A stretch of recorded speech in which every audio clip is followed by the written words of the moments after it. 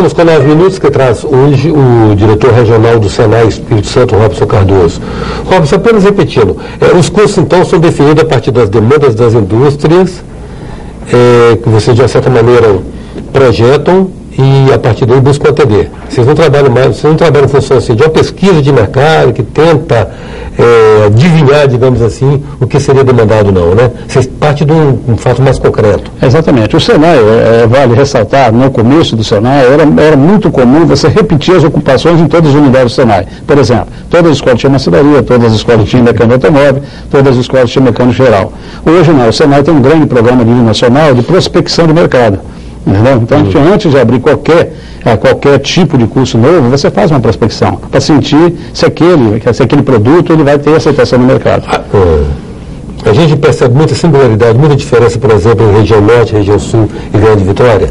Quais são as atividades que normalmente são mais requisitadas? Exatamente. Então, o que nós temos também, um grande desafio que o Senai tem hoje é especializar suas unidades. Como eu falei anteriormente, você repetir. Exatamente. Tá? Vamos falar num curso, por exemplo, de manutenção mecânica. Sim. Eu acho que a parte básica desse curso ele pode ser igual. Mas quando você falar no setor moveleiro, quando você falar no setor de rochas ornamentais, quando você falar na parte de costura industrial, você começa a sentir que você pode deslocar esse curso de mecânico de manutenção para aquela área específica, entendeu? Entendi. Você teria uma parte física e uma parte específica para cada setor industrial. Agora, esse advento das cadeias de gás e petróleo aí já está botando vocês para poder disponibilizar qualificação e educação profissional nessa área também? Gostavo, eu queria falar o seguinte, grande parte do que o Senai faz hoje já atende a cadeia de petróleo e gás. Entendeu? Já atende, porque qualquer processo industrial hoje ele tem a parte de manutenção. E a manutenção mecânica, ou eletrônica, ou elétrica, ou a parte de instrumentação,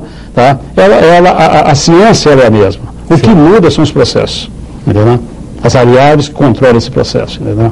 Então, hoje, por exemplo, quando você fala em um soldador, o mesmo soldador que trabalha numa siderúrgica trabalha na Petrobras. É lógico que tem alguma especificidade para alguns pontos. Claro. Né? Mas o básico não muda. Nós já fazemos esse negócio. O básico não muda. Não. Tá. Uma outra questão também e que me parece que eu acho que o Senai Espírito Santo é meio que referência em relação até os congêneres brasileiros, os centros de exame de qualificação. Exatamente. Como é que funciona isso, de fato, Robson? Mas, na verdade, isso aí partiu, entendeu, Eustáquio, de uma necessidade das empresas quando eles começaram a privatização e a terceirização do serviço de manutenção. Então, o Espírito Santo aqui, por intermédio das grandes empresas aqui, eles fundaram a CCPM, que é uma comissão permanente de qualificação e certificação de profissionais da manutenção. Eles sentiram a necessidade, quando eles terceirizaram, o que vinha acontecendo nisso aí? Era só aquele problema de você contratar homem-hora. Tá? E muitas das vezes, o que acontecia? Se contratava pessoas que não tinham qualificação para trabalhar naquela área. Então, isso gerava retrabalho, prejuízo para aquelas plantas, a data de partida e coisa parecida. Tá? Então, se fundou-se uma comissão onde se pensou na certificação das pessoas. E, através de contratos, tá? Na verdade, fizeram contrato, por intermédio de contrato, vão fazer o seguinte: a partir de agora, nós vamos aumentando gradativamente no contrato pessoas que tenham qualificação, ou o certificado que mostra que ele tem competência naquela ocupação. Tá? E aí o Espírito Santo saiu na frente. Saiu na frente no sentido, porque essa demanda veio da indústria, não veio do Senai, que o Sequal já existe há algum tempo, tá? Mas a demanda veio da indústria. E hoje o Senai é referência, o Senai do Espírito Santo é referência em parceria com a Abraman e com as grandes empresas, nos maiores centros de qualificação que existem no Brasil. Então, na verdade, é uma certificação de mão de obra. É uma certificação de competência, né? Tá? Então, a diferença, porque nós temos dois tipos de certificação de pessoas. Uma pessoa, por exemplo, que adquiriu conhecimento, tá? Ao longo da sua vida, não importa se ele estudou ou não estudou, tá? Ele fala bem assim, eu me sinto capaz de fazer uma prova aqui e receber um diploma de técnico. Sim. Então, eu não vou colocar essa pessoa a frequentar um curso de 2 anos. Sim. Se ele vai lá, faz uma prova e passa, ele recebe um diploma de técnico. Isso é uma certificação de pessoas. Sim. Quando você fala em certificação de competência, que é o Sequal, essa pessoa, além de ela já ser um profissional, tá? Ela já tem essa competência, ou tem um certificado de técnico ou de engenheiro, o que ele precisa ter? Ele tem que ter uma experiência já vivida na área. Então, normalmente, é uma pessoa que é um funcionário da empresa. Então, ele vem ali, faz uma prova e comprova a competência dele. Okay? Deu para entender mais ou menos? Claro. Claro, é interessantíssimo isso. Porque é o chamado investimento mesmo em capital humano, né? Na verdade, isso aí, a gente pode ver isso aí como uma empresa forçando a pessoa não deixar de estudar. É a educação continuada. Entendeu?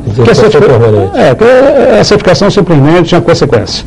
Entendeu? Agora, temos algumas preocupações, porque isso aí está muito voltado para pessoas que já estão na área. E normalmente quem paga essa certificação são as empresas. Sim. Nós temos uma grande preocupação hoje com aquele pessoal que está no mercado, que tem a competência, mas não tem dinheiro para pagar a certificação. Então nós estamos tentando ver se a gente consegue alguma empresa, algum setor que nos ajude a minimizar esse custo, para poder dar oportunidade a essas pessoas. O Robson, a questão fundamental nessa conversa nossa toda, como que o cidadão acessa esse serviço? Ele faz pessoalmente, individualmente, pagando alguma taxa, ou mostrando sua condição de industriário, ou através da empresa que o encaminha ou requisita a prestação deste serviço? Hoje a grande demanda que nós estamos tendo, porque é o que varia de escola para escola, para unidade, de cada unidade. Por exemplo, nós temos na Beira-Mar, hoje, basicamente, quase 80% da demanda que bate na porta da empresa. Já são um curso fechado, onde a própria empresa, ela paga para fazer aquele serviço. O serviço de aprendizagem industrial, que é aquele menor de 14 a 18, hoje estendeu para 24 anos, esse curso não, ele é gratuito. Tá? Ele é totalmente gratuito. São 2.000 alunos que estudam no Senai de forma gratuita. Tá? Os demais cursos, todos eles são customizados, entendeu?